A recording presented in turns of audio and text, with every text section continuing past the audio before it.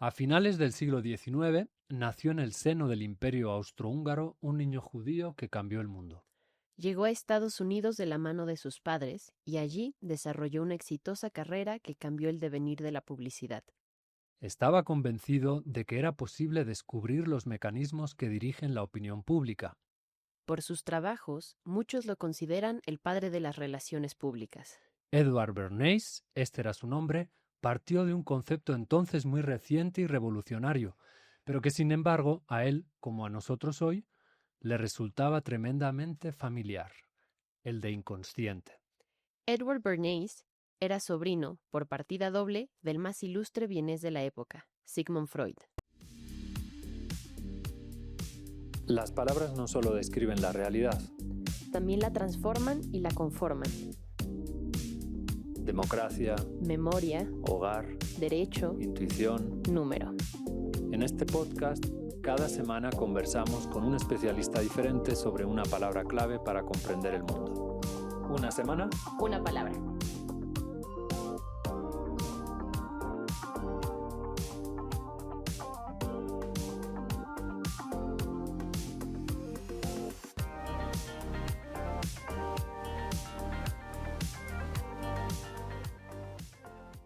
Los humanos somos relaciones.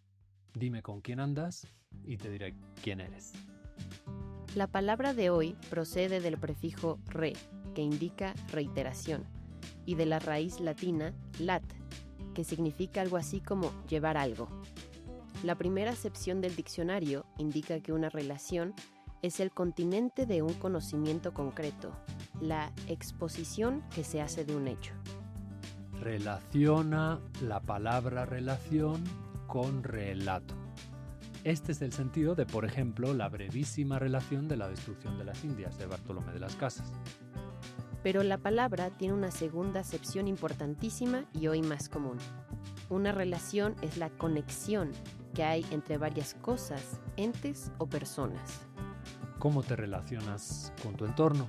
¿Qué relación tienen un punto de un segmento con otro diferente del mismo segmento? ¿Son tus relaciones saludables o tóxicas? ¿Cuáles son las claves para ser un buen relaciones públicas o una buena relaciones públicas? ¿Cómo construir la reputación de tu marca? Para responder a estas y otras preguntas, hoy nos acompaña Laura Gómez del Campo, jefa de Relaciones Públicas del ITAM. Pues Laura, muchas gracias por Ay, acompañarnos. no, muchas gracias a ustedes por invitarme. Bienvenida. Gracias, Carlos. La primera pregunta siempre es muy difícil de responder, ¿no? ¿Cómo definirías tú lo que es relaciones? Pues bueno, es básicamente, creo yo, que es lo que existe, el vínculo de unión entre varias personas. El vínculo de unión entre varias personas. Y en el contexto concreto de las relaciones públicas, de tu trabajo, ¿Qué les diré? Pues bueno, básicamente, en el caso de mi área, es recibir peticiones continuamente para llevar a cabo distintos eventos. Apoyarlos, ya sea organizándolo todo o solamente con el apoyo logístico para que lleven a cabo los distintos eventos que ofrecen a toda la comunidad del ITAM. Ujú. Porque antes comentábamos fuera de micro Sí, que el concepto de relaciones públicas, mm, por un lado, está enfocado a la construcción de marca hacia afuera, pero exactamente. por otro lado, em, a fortalecer las relaciones Sí, internas, ¿no? aquí en el ITAM y dentro de mi área es básicamente relaciones internas. Ujú, Sí atendemos externos, pero como tal, el tema de vender el ITAM hacia afuera no le corresponde a mi área. ujú, Hay un área específica que hace todos los temas de la marca hacia afuera. ujú. Y, Por relaciones públicas internas. Exactamente, Relaciones es públicas mucho más privadas. hacia adentro. ujú, ¿y qué te guía entonces en esta misión? ¿Cuál? Mm, pues bueno, darle el apoyo a la gente, establecer un vínculo de armonía, básicamente. Eh, creo que uno de los puntos principales es la discreción, el manejo entre áreas. Acabamos siendo como un buró Ujú, en el que recibimos las peticiones de las diferentes áreas. A veces hay cosas que se contraponen unas con otras. Tienes que tener sabiduría para manejarlo. para que no haya conflicto de intereses entre las áreas, porque organizamos muchos eventos durante el año. Dices que hay que ser discreto, pero ¿cuál es la petición más extraña que te hayan hecho? Ah, No, pues lo que pasa es que en ocasiones hay cosas que me reservan a lo mejor un espacio, pero es sorpresa o entonces tienes que, pues sí, aprender a manejar la información respetando la confidencialidad Ajá. de quien lo solicita. Muchas veces sabes que es algo que es sorpresivo favorablemente para alguien, entonces por supuesto que lo guardas. Ujú. Em, pues sí, muchos aspectos. Te vuelves un poco psicólogo. Respetas, a veces vendrá alguien asustado porque nunca ha organizado un evento. Entonces quizá depende de alguien que no ha sabido comprender quizá que esa persona le da más miedo organizar algo. Entonces sabes que a lo mejor tienes que tener una actitud mucho más, no sé, paciente, de darle seguridad a la persona que lo solicita. De pronto llegan ya lobos de mar a pedirte el evento y sabes que no les hace tanto ruido la organización y demás y confían en tu apoyo, pero depende quién te lo solicite, pues el trato que les des, ¿no? Que quizá tengas que ser tú mucho más, como les digo, paciente, tratar de impulsarlo más, darle mucho más ideas para organizarlo. Y hay quien no, que lo maneja mucho más suelto. Oye, ¿y cómo llegaste a eso? ¿De chiquita te gustaba armar las fiestas, de Pues las amigas o qué pasó? sí me gusta, creo que soy una buena anfitrión. Sí. Me gusta mucho desde chica, a lo mejor también mi posición en mi familia, que soy la segunda de 10 hermanos. Ah, no, casi. Mi mamá se murió cuando éramos niños, entonces sí te toca como ese rol. Entonces no me cuesta, pues no me cuesta tanto, porque sí me gusta ser anfitrión.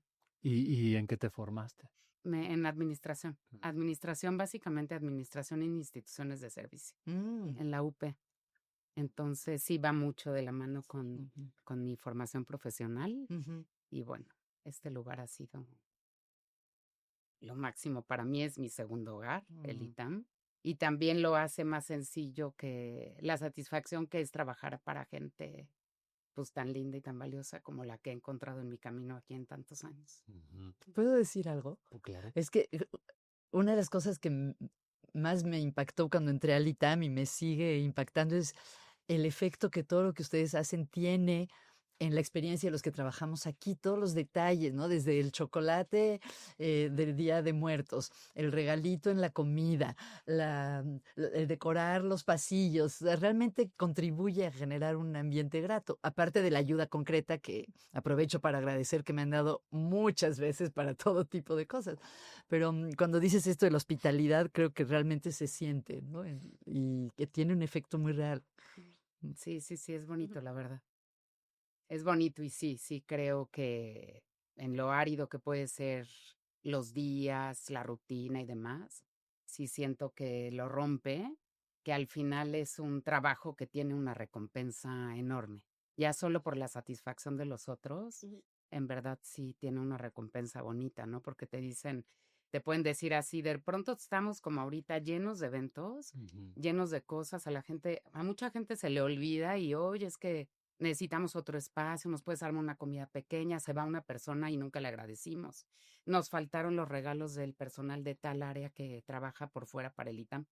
Y sí, al final sí puedes verte atiborrada de pendientes, pero al final la verdad es que es una recompensa grande la satisfacción de los otros. Bueno, para los oyentes que no son del ITAM, ¿nos puedes decir algunos ejemplos de eventos que has organizado? No sé, han llegado presidentes o candidatos a la presidencia, Sí, por sí, ejemplo, hemos ¿no? organizado ese tipo de eventos, hemos dado las condecoraciones cuando han nombrado honoris causa personalidades que han pasado por el ITAM. Ujú. Entonces también es, bueno, es impactante.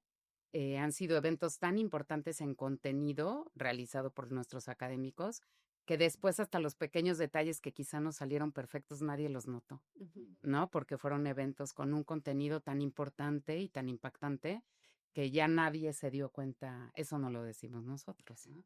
Pero sí que nadie se dio cuenta a lo mejor de un pequeño atropello para recibirlos.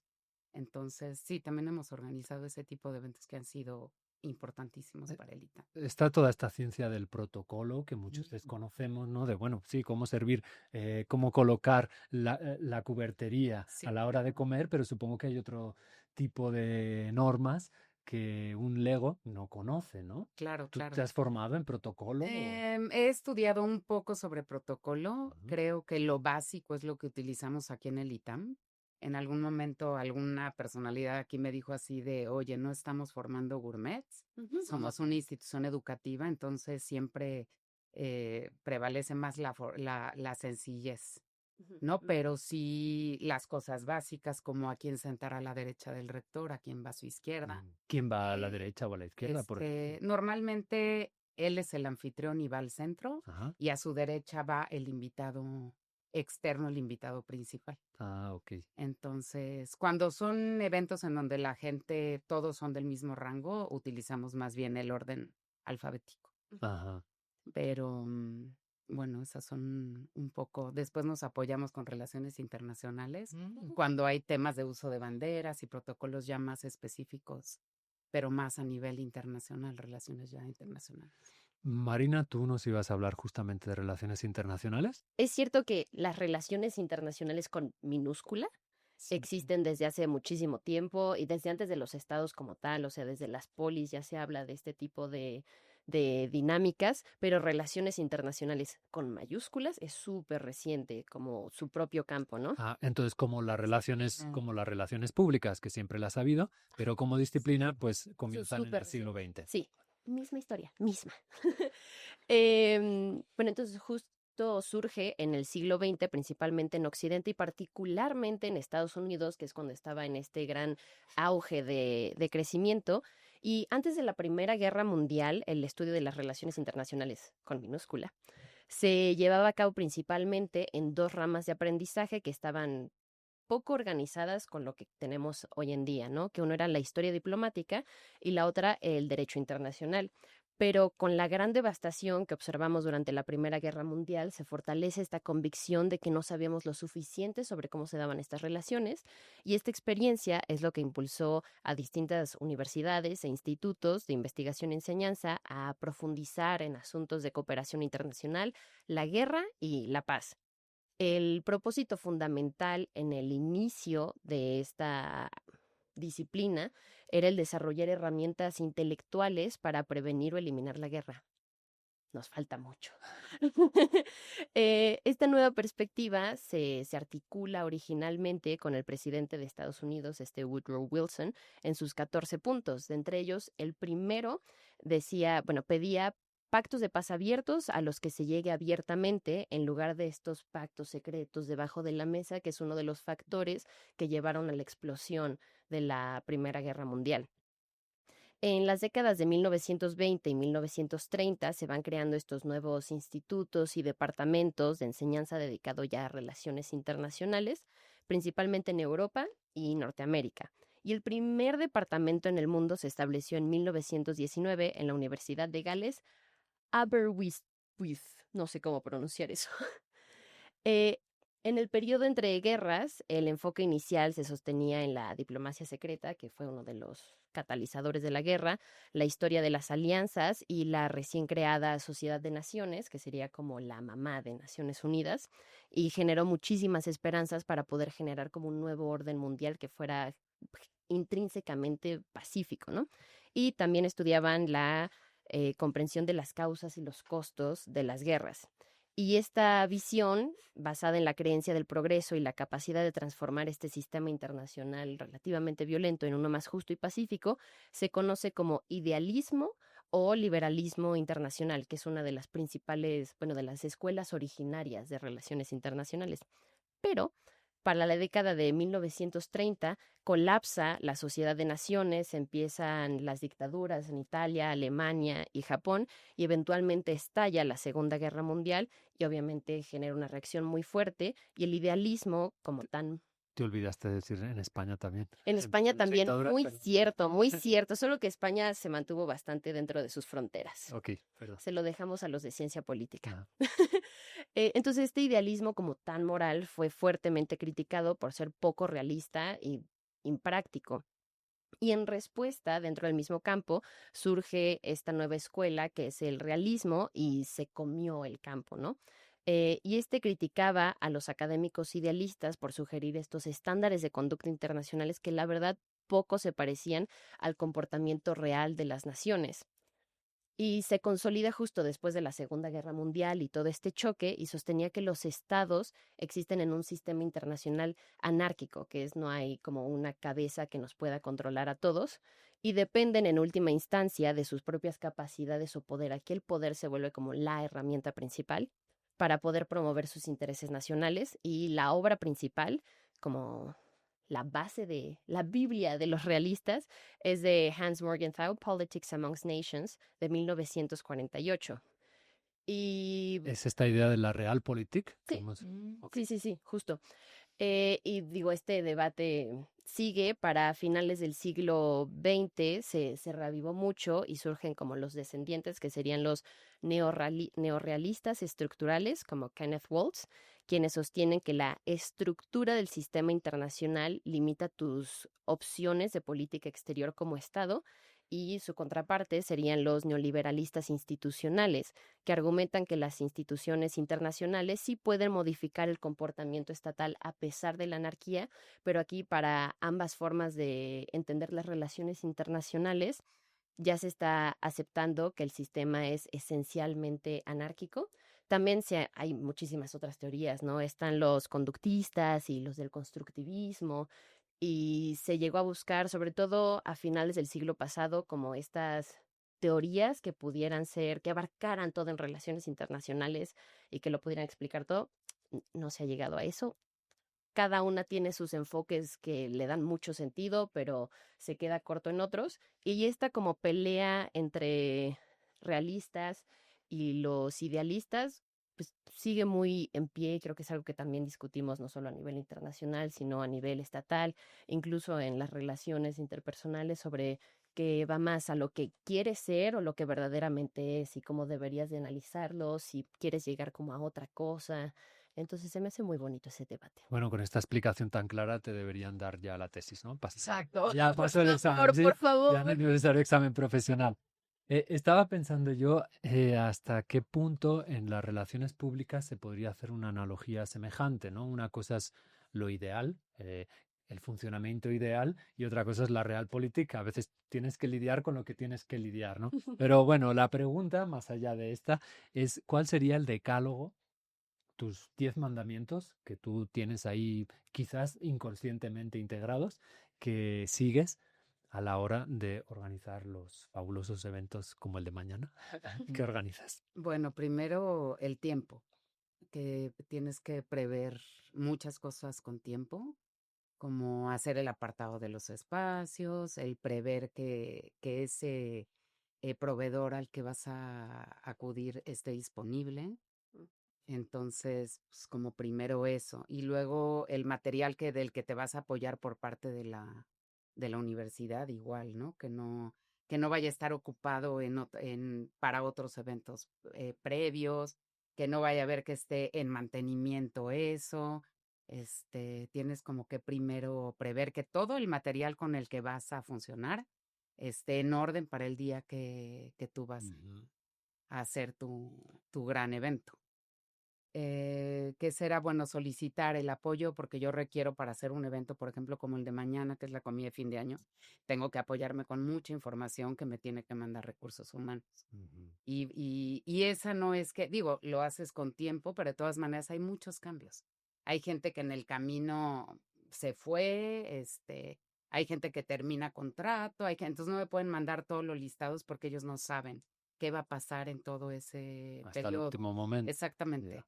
Entonces también tengo que alertar a DCTI, al área que nos asiste en temas de sistemas. Tenemos que alertarlos de que no vamos a poder prevenir como ellos quisieran. La gente quiere tener ya más holgado en los últimos días para evitar cualquier contratiempo, pero hay cosas que se las tengo que dar pues casi hasta el final. Mm. Y sí me pasa, o sea, hasta ayer.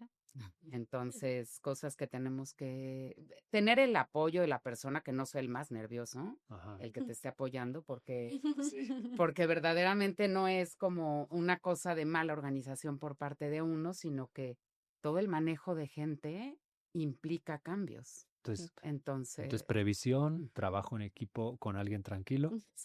sí, sobre todo para esos pequeños puntos. Que no vaya a ser alguien que se ponga mal porque le arruinó la vida también. Entonces, Conocimiento del protocolo, exactamente, aunque no lo vayas a usar siempre. claro. Supongo que diplomacia también, ¿no? En algunos momentos de tensión Sí, o no de... sí, sí. Hay O que la tener previsto hasta con quién se va a sentar Mm. quién. Ya.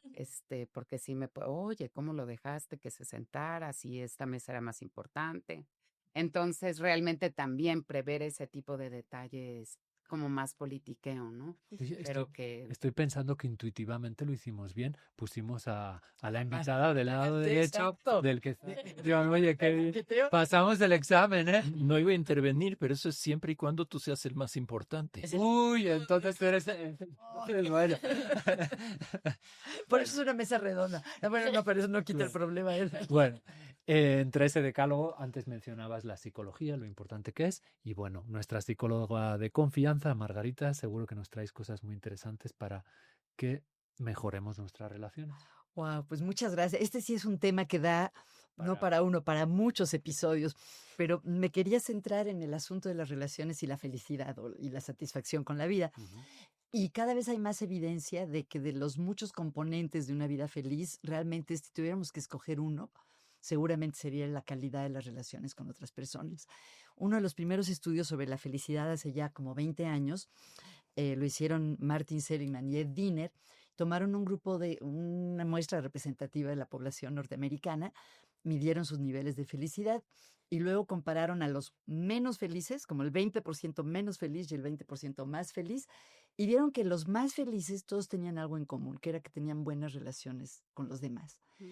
Y dentro de estas hay muchísimas cosas que impactan la felicidad y la salud física. Algunos de los estudios perdón que me repita, más impresionantes para mí tienen que ver con la relación entre nuestras redes de relación. No se refiere a redes sociales como Instagram y eso, no, sino las personas con las que tenemos contacto y en las que vemos apoyo, fuentes de apoyo, y la salud física. Se ha visto que las personas que carecen de una red de apoyo social tienen un riesgo de mortalidad comparable a de si fumaran o si tuvieran alta la presión arterial. O sea, no es un extra en la vida, es algo realmente fundamental. Y también se ha visto qué caracteriza a las buenas relaciones interpersonales. Esto en el contexto norteamericano. Hay mucha necesidad de ver otras culturas, ¿no? Pero, por ejemplo, cuando han estudiado en Estados Unidos qué describe las personas como lo importante en sus relaciones cercanas, dicen reírse juntos, hacer cosas divertidas o interesantes juntos, ayudarse o ser amables, amorosos el uno con el otro y expresarse gratitud, ¿no? Es una de las cosas que describen. Em, También algo que quería mencionar es que, hablando de los diferentes países y las culturas, hasta ahora el enfoque al medir la felicidad de los países, que ha venido mucho de la sociología y de la economía, básicamente mide el apoyo social y las conductas cívicas, si la gente sigue las reglas, si te devuelven una cartera perdida, que es muy importante. Pero algunos autores latinoamericanos, como Mariano Rojas, que es economista, dicen que además de eso hay algo que hasta ahora no se ha medido, que es el disfrutar la vida juntos, el compartir la vida cotidiana. Y a eso le llama riqueza relacional. Y argumenta, yo creo que de manera muy convincente, que ahí está la clave de por qué los niveles de felicidad en América Latina son tan altos cuando lo que se podría esperar su nivel de ingreso es que estuviera por abajo de muchos países de Europa, por ejemplo, y está por arriba. Por los Y ingresos, se por la cree que tiene violencia, que sin ver embargo. que tiene que ver con esta riqueza de las relaciones interpersonales y que las personas se tratan entre ellas como personas, no necesariamente de una manera transaccional o por la función que hacen, sino como personas. Bueno, ya para no hablar tanto, una cosita más que les quería contar es que el estudio más largo que se ha hecho del desarrollo adulto es el famoso estudio de Harvard, que empezó en 1938 y sigue.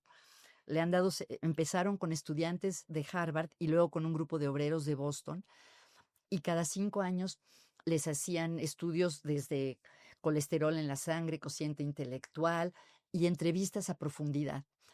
Y les han dado seguimiento, ya que creo que solo queda un par vivo de más de 100 años, pero están dándole seguimiento a sus hijos y a sus nietos. Pero bueno, el caso es que después de tantos años de estudiarlos, eh, para ver qué era una vida plena, encontraron que lo que más predecía el nivel de felicidad o de satisfacción con la vida de estas personas era la calidad de sus relaciones con otros. Em, Tanto así que uno de los directores de este estudio, porque como lleva tantos años ha habido ya 3 directores, uno de ellos, George Valiant, termina uno de los libros derivados del estudio con la siguiente frase que me encanta. Él dice: la felicidad es amor, punto final. Creo que resume, ¿no? Y bueno, el amor, que es pues una manera de relacionarse. Y bueno, pues ya, era lo penúltimo, lo último, que lo que tú haces, Laura, es muy importante. Hay autores que proponen que uno de los temas que todavía no se han estudiado en la ciencia de la felicidad y que es muy importante es justamente la hospitalidad. Cómo la hospitalidad es algo que contribuye a la felicidad de los demás y bueno, y también de aquel que es hospitalario. Sí, sí, sí, sí lo creo. No, de hecho, la palabra hospitalidad está vinculada con hospital, ¿no? Porque son dos formas de dar Cuidado. cobijo, Asistencia. cuidado, asistencia. Qué interesante. Sí, sí, sí. Ujú. Oye, y así como el epítome, Ah, ¿y cómo distinguir si una relación es saludable o no tanto? ok. Así, 3 tips. Ajá. Pues yo creo que por los efectos que tiene en ti, si Ok. te sientes relajado, si te sientes visto, comprendido, importante para el otro, y si te sientes libre de ser quien tú eres. Y no me gusta mucho lo de tóxico, creo que se abusa de eso, pero cuando te sientes tenso, con miedo, que tienes que actuar como poner una fachada y ser diferente de quien tú genuinamente eres, creo que Es esas son algunas de las banderas red rojas. flag. Ujú. Muy bien. Bueno, Laura, ¿cómo usas tú la psicología? Antes lo mencionabas. Mm, Pues sí, bueno, le pongo mucha atención a las personas. eh, Puedes más o menos ver cómo, no sé, es que hay gente que ni se percata, ¿no? Que a lo mejor no lo tiene tan en la mente, pero hay gente que sí requiere como de un poco más de atención, que es gente mucho más sensible. eh, no sé, yo creo que básicamente conocer y ser detallada con cada persona que atiendes. Ujú, Sabes quién necesita más el apoyo. Creo yo que básicamente darles a ellos seguridad, ujú. ¿no? Seguridad y ya lo demás, que ya lo den ellos como por sentado, ¿no? Que te van a pedir algo y demás y a lo mejor tú mismo a veces me piden algo y yo misma soy la que ve toda la entraña del evento sin que me lo solicite, pero como para que verdaderamente salga con éxito, yo me encargo como de eso y sí, y básicamente también es que no lo delego, no suelo delegarlo, conozco como a cada cliente. Ocasionalmente no me da tiempo de conocer a todos los alumnos que acuden a nosotros, pero sí estoy pendiente. Y ya No puedes delegarlo al 100 y a los profesores, los sin conoces duda. a todos, los conoces a todos. Conozco, pues sí, sí conozco mucho, soy atenta y tengo buena memoria, tampoco. De hecho, no lo busqué, no busqué la referencia, no me dio tiempo, pero hay un libro muy interesante de una autora que se llama Frances Yates, que está en el Fondo de Cultura Económica, que se titula El arte de la memoria, en donde habla de cómo algunos eh, antiguos eran capaces de realizar proezas memorísticas que hoy nos parecen increíbles. Y creo que habla de Séneca el Viejo, creo. Eso es lo que no me dio tiempo de revisar, que era capaz de recitar pues como 200 nombres así que le acababan de decir al revés, ¿no? Guau. Y yo a veces me acuerdo de Laura que se conoce no sé a cuántos son. No, veo mucho los nombres escritos, también eso me ayuda. Ah, Les mando su tarjeta de cumpleaños cada día a los que cumplen años de la comunidad Y entonces, claro que me fijo, muchas veces sea, veo te sabes. nombres nuevos y a lo mejor me meto al sistema a ver si la persona es mayor, es joven, para no ser igualada a la hora de mandarle su felicitación. Te sabes Entonces, todos yo los, creo que te sabes todos los signos astrológicos. no es tanto, pero bueno, me fijo en eso para no no utilizar las palabras adecuadas cuando los llamo, cuando los felicito, entonces sí prefiero, bueno, ocasionalmente me informo, pero lo veo tantas veces escrito en listas y demás que, pues sí, que alcanzo a memorizarlos y a identificarlos. Y también en relaciones públicas tienes esta sensación, valdría esta idea que, por ejemplo, pueden tener los editores, nuestros amigos invisibles, o a veces incluso el mismo anfitrión, de que cuanto más invisible es uno, pues es que todo está funcionando mejor, Cierto. Es o cierto. no, ¿sí? Sí, porque les da paz, la verdad. Ujú. Bueno, Carlos, ¿qué nos vas a contar hoy? Pues las matemáticas, como en muchos casos, son el soporte que dan credibilidad a las estrategias de comunicación para las relaciones públicas a través de la estadística y el análisis de datos, convirtiendo la intuición en decisiones con bases sólidas. Eso es de la parte de las matemáticas, de la parte de las ciencias, de las plantas.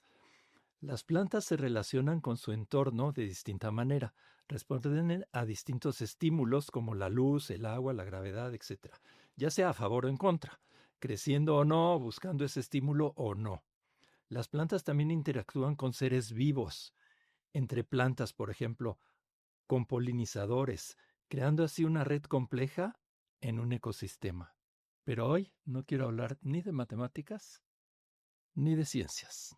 Hoy voy a hablar de relaciones públicas en el ITAM, es decir, hoy voy a hablar de Laura. Bien merecido.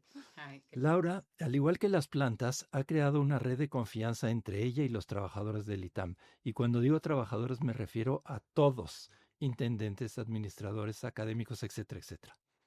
Ella no solo ve y oye, sino que mira y escucha a cada uno. Y es por eso por lo que sabe el nombre de cada uno de los trabajadores. Los incluye en su red, lo cual hace con respeto, integridad y decoro.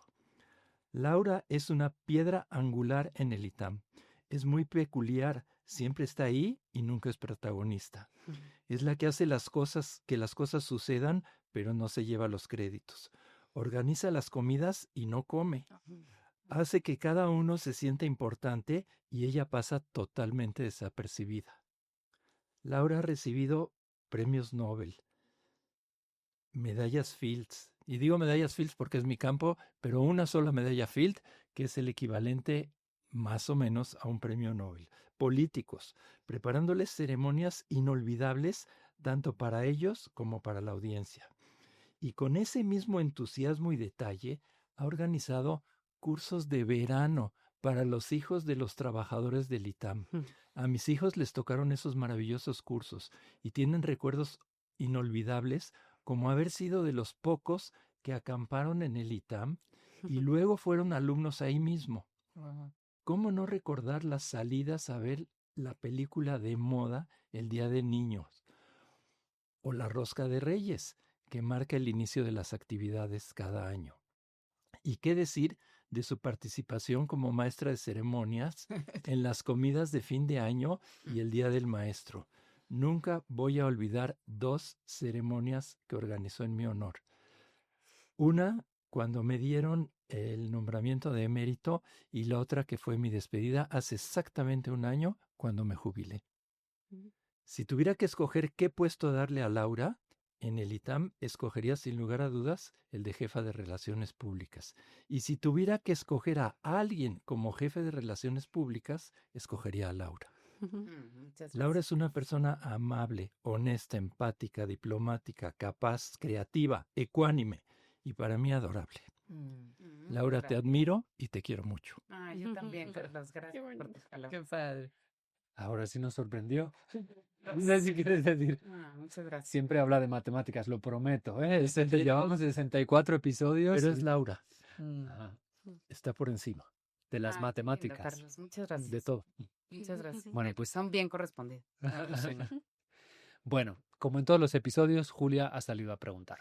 Hola, yo soy Julia y les voy a preguntar a mis compañeros qué tan falsas son las redes sociales. ¿Crees que nos relacionamos o presentamos diferente en redes sociales? O sea, sí y no, más que nada digo que no, porque hay personas que son muy reales. Chance los profes de acá luego, hay ejemplos. Tengo un profe que siempre sube de que Instagram lo que hace y pues está bien, eso es muy real.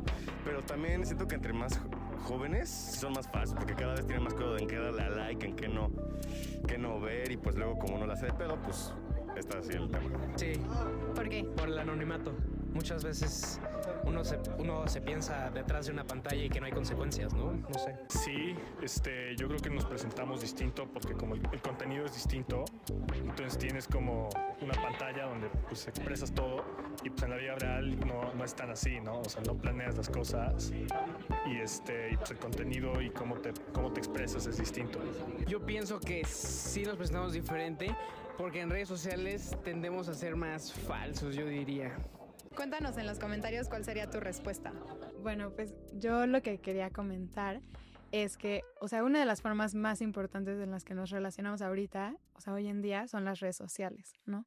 Y, o sea, justo pensando, no puedo pensar en una persona que conozca de mi edad, o sea, de mis amigos, lo que sea, que no tengan por lo menos una forma de redes sociales. Entonces, al final, o sea, es súper importante, o sea, son muy importantes en nuestra vida cotidiana, pero también en el entorno laboral o, por ejemplo, también estaba viendo que en Estados Unidos ahora te van a pedir 5 años de historial de tus redes sociales para darte la visa. Entonces, pues al final ya están muy integradas en todos los aspectos de nuestra vida, pero yo lo que creo es que sigue habiendo como cierta distancia entre la persona que somos y la imagen que tienen las personas que nos conocen como, pues así físicamente, a la imagen que damos nosotros en redes sociales, ¿no? O sea, por ejemplo, es mucho más fácil publicar algo en cualquier red social a decirlo enfrente de cientos de personas porque pues no sabemos cómo reaccionan o en redes sociales es fácil como eliminar las reacciones de los demás o ignorar las reacciones de los demás. Entonces,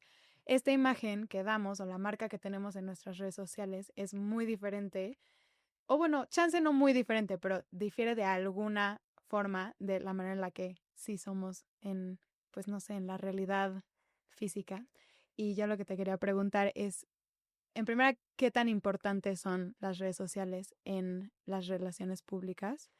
Y en segunda, si tú piensas que existe como esta diferencia en el trato, o sea, bueno, tú que tratas con personas como diario, si existe una diferencia entre las personas que son así viéndolos y las personas que son como en el entorno digital, no sé qué tanto tenga que ver con lo que tú haces. Pues no tiene tanta relación, me parece. Creo que entre colegas y demás, lo que yo veo publicado en redes pudiera ser bastante parecido a lo que veo en la realidad. A lo mejor hay mucho más diferencia en cuanto a la gente es más joven, quizás, pero no le veo tanto impacto con mis temas de relaciones públicas. Claro que me fijo, ¿no? Cuando impacta en los chavos, cuando Margarita organizaba una semana especial de felicidad y veía yo el impacto que causaba en los chavos en redes sociales, me gustaba también. Creo yo que también en alguna experiencia no tan agradable que tuvimos en época de pandemia, en eventos que llegamos a hacer en línea, que había problemas técnicos importantes que tuvimos por ayuno, pensé que iban a acribillar los alumnos y no fue así. Se quedaron con la parte buena porque finalmente era un error que se había permeado a un grupo mucho más pequeño que el universo de los que estábamos invitando. Entonces, no sé, no lo veo tan ahora, desde mi óptica, no lo he visto como algo tan importante. Ujú. De hecho, otra de las preguntas que habíamos planeado que quizás podíamos hacer era la de cómo autopromocionarse uno, pero con elegancia, ¿no? Porque a veces puede ser incluso de mal gusto. Y eso tiene que ver mucho pues con la misión de las relaciones públicas, ¿no? Claro. ¿Cómo responderías a eso? Bueno, pues sí, si es en cuanto al nombre del ITAM y demás, pues con todo el respeto que merece la marca, ¿no? Sí, creo yo que en eso yo soy conservadora y discreta y por supuesto que lo vería como algo que tienes que tener muy, muy estudiado, ¿no? Respeto mucho la marca ITAM, su nombre y demás, entonces, pues sí, lo manejaría con mucha cautela. ¿Qué es para ti la marca ITAM? Pues me parece una marca única, me parece que quizá lo tienen estereotipado equivocadamente fuera. Creo yo que el rigor que tiene la marca en cuanto a disciplina es único. Creo que se ha hecho mucho en estos últimos años por darle mucho más apoyo tanto al estudiante como a los profesores, eh, que, que han hecho que tengamos, pues, qué sé yo, que nuestra marca sea aún mejor. Creo yo que también influye mucho el estilo de los candidatos, que tenemos que irnos adaptando. Creo que el ITAM, yo llevo muchos años aquí, creo que ha hecho muchos esfuerzos por darles algo mejor, porque el producto que ofrezcamos sea mucho mejor para los candidatos. Para mí es una gran marca. Ahora tengo más certeza de eso porque tengo una hija estudiando aquí. Entonces era un campo en el que quizá no me metía tanto. Atendía yo a los alumnos que suelen estar más en la grilla, en el bullicio, en hacer eventos, en invitar políticos, en invitar personalidades, en relacionarse, pero sí creo yo que ahora que una de mis hijas estudia aquí, mm, he valorado mucho más y he aquilatado mucho más el valor de los profesores, sobre todo, el apoyo que les dan, el soporte, el esfuerzo que hacen por darle seguimiento. No sé qué piensen ustedes, pero creo que se ha hecho mucho, mucho por ayudarlos. Ahora sí que tienes una espía de mucha confianza. La verdad es que sí, ahora conozco un poco más. La verdad no me había aventurado a fijarme más en esa parte importantísima, esencial. Al final es la misión, ¿no? De la universidad. Pero sí creo que lo estamos haciendo bien. Y en todos estos años que llevas aquí, ¿has notado que está cambiando el modo de hacer relaciones públicas? Pues yo creo que sí. Yo creo que sí, pero finalmente yo creo que lo esencial para cuidar las relaciones y demás, creo que se mantiene. No es algo que quizá debas poner un poco más de atención cuando la pandemia, yo me volví también mucho más empática con los alumnos. Eh, eh, Percibía que ellos necesitaban más de nosotros. Entonces, a lo mejor procuraba estar más cerca de ellos, procuraba ayudarlos a conseguir sus objetivos y demás, no sé, con un poquito más de contacto. Eso sí me pasó en la pandemia, que sí pensé mucho más en ellos, ¿no? A veces me enfocaba mucho más quizá en los académicos, y sentía que lo de los chavos fluía. En mi área hay una chica que atiende mucho más estudiantes, pero sí creo que después de la pandemia me he involucrado más con ellos. Ujú. Y en cuanto a los logros, antes decía Carlos que ha recibido pues, premios Nobel, a un profesor francés que fue medalla Fields. De hecho, yo fui a ese evento que fue en el auditorio y a mí me sorprendió que rompió el protocolo, porque pues imagínense, ¿no? El equivalente a un premio Nobel en matemáticas muy joven. Yo lo veía como, esto fue ya hace igual 8 o 9 años y pues a mí me parecía 5 años mayor que yo, no sé, bueno, muy joven. Y me acuerdo que arriba del estrado, en el auditorio, dijo, bueno, yo voy a dar mi conferencia descalzo. Y se descalzó. Bueno, como anécdota, pero ¿cuáles son esos momentos icónicos o logros que tú compartirías ahora aquí en público? Bueno, ¿O son más bien íntimos y son no, la sonrisa, el agradecimiento como el de Carlos? no recuerdo perfecto que el anfitrión más importante en un aniversario del ITAM llegó muy temprano porque era era la primera vez que se hacía tan en grande. Y me entregó con toda su confianza las tarjetas de su discurso. Pero faltaban muchas horas para que empezara el evento y sí se me hizo fácil dejarlas en mi escritorio. Pero la sede del evento era pues relativamente retirada de mi escritorio. Y recuerdo que empezó el evento y que estaba el presidente de la República. No. Wow. Estaba él, estaba ya totalmente, y ya había dado inicio. Y en ese instante recordé y corrí. Creo que lo he tenido hasta Viste, en récord. sueños, sí. He soñado con ese momento cuando volteara y me dijera, Ay. dame mi discurso. Y yo corriera a mi lugar y me tardara 2 minutos. O sea, era imposible. No, eso no podía suceder. ¿Y llegaste a tiempo? Claro, llegué a tiempo. Faltaba todavía muchos minutos para bueno. participar. Ok. Quizás suena exagerado, pero No, el evento no, qué había angustia. empezado. Ajá. Y otra vez sí, luego te toca estar backstage con el de la ambulancia porque tiene algún tema médico, uno de los principales en Presidium, y entonces estás aquí con el paramédico, la camilla, pocos lujos, la verdad, estamos todos revueltos. Y recuerdo que una de las medallas de los que iban a ser condecorados rodó. Así, la saqué de la caja y rodó por el suelo. Me ayudó el paramédico. Sin hacer ruido, trataba otra vez de ponerla en su base. Híjole. Yo decía, ¿cómo? Pertenece a un grupo en donde esto de los metales se debe manejar. Qué sé yo, sí me pasó por la mente todo. Lo logramos en el momento, pero y sí logramos que nuestro presidente le pusiera la medalla a uno de los homenajeados sin que rodara.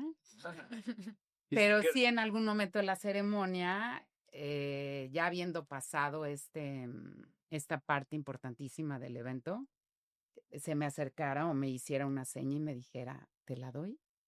Porque sí se le había zafado ya estando con él. Entonces, no había pasado a mayores. Vi el video inmediatamente que acabó el evento para ver si no había sido. Y no pasó a más. Pero sí llegan a suceder cosas. O sea, historias Pues de sí. estas muchas, Y ¿no? tener sueños de que alguien me llama a un Presidium y yo camino y no llegas. ¿Sabes? Sí me ha pasado. Porque sí, pero recordar a lo mejor estas dos cosas, sobre todo la del discurso, sí llego a soñarlo. Y ya pasaron muchos años. Ya. Porque digo, es que yo no lo hubiera contado. O sea, si no he corrido por el... Hubiera rodado tu cabeza. No, de verdad. Sí hay cosas que nada más te das cuenta, pues, detrás. Después, ¿no? Pero que sí son muy importantes, que hay que traer impreso triple las cosas. Sí nos ha pasado que contratamos una maestra de ceremonias y se fue al baño y ya estaba la persona y una de mis niñas de la oficina llevó impresa la lista de graduados doble y entonces ya no tuvimos que depender de que apareciera la maestra de ceremonias. Híjole. Y lo hicimos nosotros. O sea, sí llegan a pasar. También que se equivoquen nuestros académicos a la hora de nombrar y que tú veas que no le dio la vuelta a la hoja y entonces lo llames, pero el público es muy amigable cuando son los egresados, son muy nobles con los profesores, entonces en graduaciones los errores se notan menos porque están muy contentos los graduados y porque tienen una relación estrecha con sus directores de programa, entonces eso no causa mayores estragos. ¿Y algún evento que disfrutes o realmente cuando disfrutas es cuando acaba y todo ha salido bien? Realmente sí los disfruto. Sí. Hay algunos eventos, más los actos académicos, estás en la mira de todos. Las ceremonias de graduación están todos los funcionarios académicos del ITAM en el estrado. Entonces, realmente, pues sí es un evento en el que estás completamente en la mira, ¿no? Pero en general sí los disfruto. Quizá estos eventos de aniversarios en donde vienen personalidades del mundo empresarial, del mundo intelectual, esos te causan mucho más estrés, que no vaya a fallar algo, que no se vaya a caer alguna de las decoraciones cuando disfrazamos el gimnasio de salón de actos. Ese tipo de cosas sí te causan un poquito más de estrés porque no dependen tanto de ti. Pero debo reconocer que sí, que es un público es un gran público. Entonces, yo creo que en la medida de esa buena relación en general con tus auditorios, pues creo que te da mucho más tranquilidad y el disfrute que puedes llegar a tener durante el evento, pues es directamente proporcional. O sea, creo yo que no es tan complejo y que sí lo disfruto. Y bueno, antes decía Laura que una de las virtudes que nosotros vemos en ella y que ella ve en los buenos y buenas relaciones públicas es la discreción, y gracias a ella pues tenemos aquí un regalito para ella, pero para todos ustedes. ¡Ay, qué también! bonito! Muchas gracias. A ella y a todo su equipo. Ay, Al contrario, gracias a ti. Ahora sí, gracias a ti. qué bonitas, wow. Ay, Bueno, por acá hay para todos y de todos Una los palabra. colores y formas. Sí. Ay, qué lindo. muchas Entonces, gracias. muchas gracias a ti Gracias por por todo. la invitación. La- Ay, ¿se puede escoger? Sí, Ahí está. pueden escoger la que Creo les guste más. Que dice una palabra. Qué bonito. En todas, díselo. Sí, así, pero así. No, pero el logo es de este color, ¿no? Por eso. Qué bonito. En el libro titulado Propaganda, escrito en 1928 por el sobrino de Sigmund Freud, del que hemos estado hablando poquito en el episodio de hoy, leemos: Podemos desear algo no por su valor intrínseco o por su utilidad, sino porque hemos llegado a ver inconscientemente en ese objeto el símbolo de otra cosa, cuyo mero deseo nos avergonzaría confesarnos.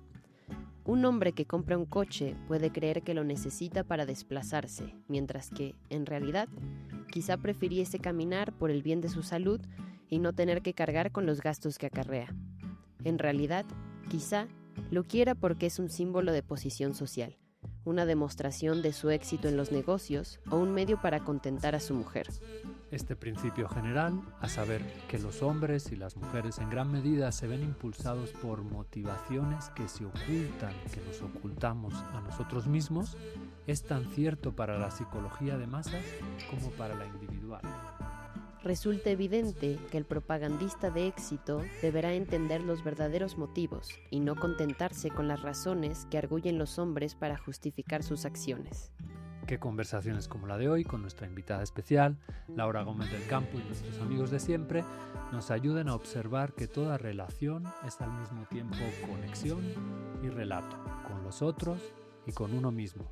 Para que nuestro relato tenga profundidad, debemos hacer conscientes los verdaderos motivos inconscientes, que decía Bernays, que nos guían.